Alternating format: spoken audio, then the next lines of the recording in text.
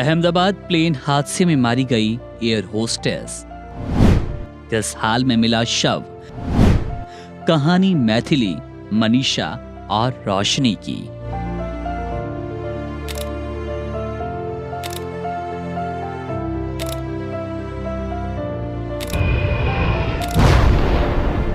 बारह जून को हुए अहमदाबाद प्लेन हादसे में 242 में से 241 लोगों की मौत हो गई और इसी प्लेन में सवार थीं मैथिली पाटिल, मनीषा थापा और रोशनी सोंघारे। तीनों के बारे में बात करेंगे।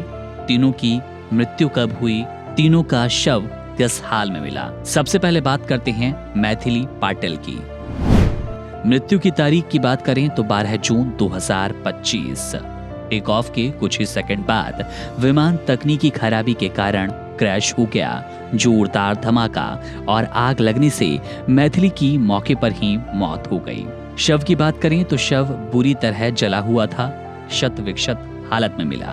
पहचान सिर्फ कपड़ों और डीएनए टेस्ट से हो पाई।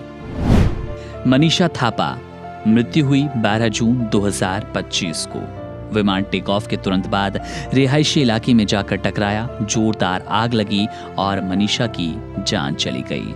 इनका शव भी पूरी तरह जला हुआ था और पहचान डीएनए जांच से हो पाई, परिवार ने पुष्टि की है।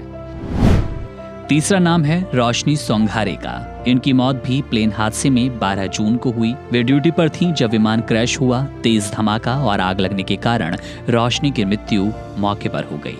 इनका शव गंभीर हाल में जला हुआ मिला। पहचान पोस्टमार्टम और डीएनए टेस्ट से की गई। 12 जून की वो दोपहर हमेशा के लिए 3 परिवारों की दुनिया बदल गई। अहमदाबाद प्लेन हादसे में जान गंवाने वाली तीनों एयर होस्टेस मैथिली, मनीषा और रोशनी सिर्फ प्रोफेशनल नहीं थीं, बल्कि सपनों की उड़ान भरने वाली जिंदा दिल बेटियां थीं।